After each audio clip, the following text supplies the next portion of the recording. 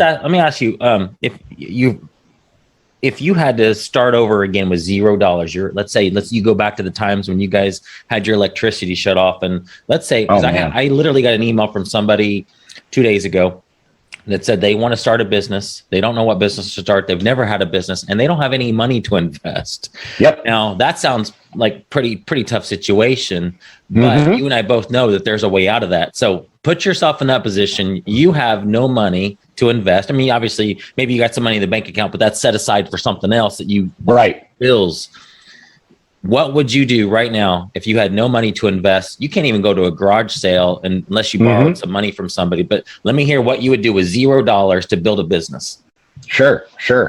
Well, everybody says, start with things around your home. And that is the easiest place to start, because I was just talking with somebody a couple days ago. We had lunch, Sources Apprentice member, and he said something that really triggered me. He says, I believe that everyone has $5,000 worth of stuff in their home that they could sell right now.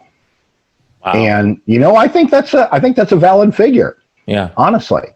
And it's a matter of, okay, the way I describe this business, it's super simple. You find people who have stuff they don't want, and then you find people who want stuff they don't have. And you just bridge the gap between them. That's true. That's all you're doing. Okay. Yeah. So if the stuff is in your house, it's you're the person who has stuff you don't want. Yeah. Okay.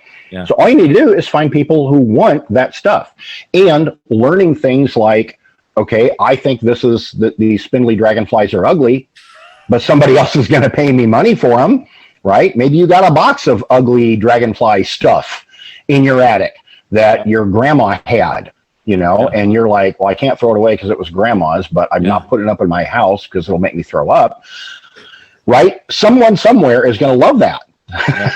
So learning that kind of stuff. Books are super easy to start with. They're like the easiest category on Amazon. That's probably because Amazon started as only books. Right. And amazingly, this is like 25 years Amazon's been in business, more than that. And there are people today who still think, oh, Amazon, that's a book place, right? Yeah. Yes. What cave have you been living? But I still run into people like that. Yeah. So Amazon is an easy place to sell your books, and everybody has books in their house, right?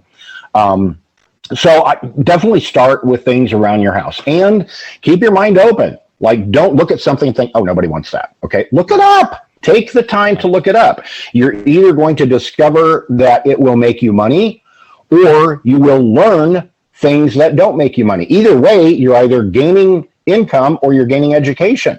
Yep. Free education. I have no idea what you just said there. Look it up. What do you mean by that, and how do you look it up? Sure. Okay. So you can look things up on Amazon, eBay, whatever platform you're selling on. Those are the two big ones, right? Like, those are the two main ones that I saw. I saw on a bunch of other websites, but those two are the main ones.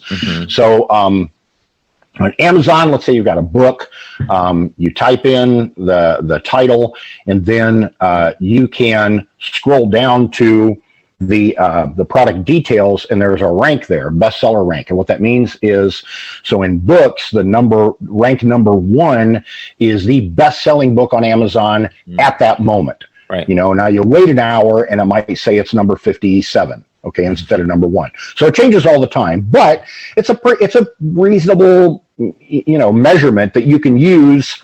It's not perfect. There are no measurements that are perfect, but this one, it's pretty good. Okay. So and Amazon has tens of millions of books.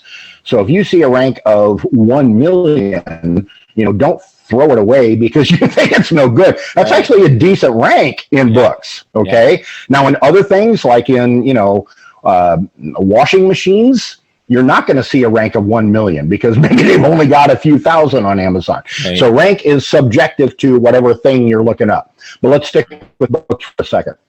So you see a half decent rank, you think, okay, well, people are buying this, all right? However often, I don't know, once a day, 5 times a day, 500 times a day, I don't know, but the rank is a general measurement you can use to see if something is selling, because what you want to know, you want to understand supply and demand. Okay, that's your basic business. You know, people who have stuff they don't want, people who want stuff they don't have. It's supply and demand. That's all it is. Okay, so you want to rank, you see a decent rank, then you can look at what other sellers are selling it for and get an idea of what kind of price you can ask for it. A lot of books go for pennies, you know, and you're not going to make a lot of money. But you'll see books that are going for, you know, $10, $15, $20, $50, some of them. And with books, the weirder, the more narrow niche the title, you know, the better it's going to sell.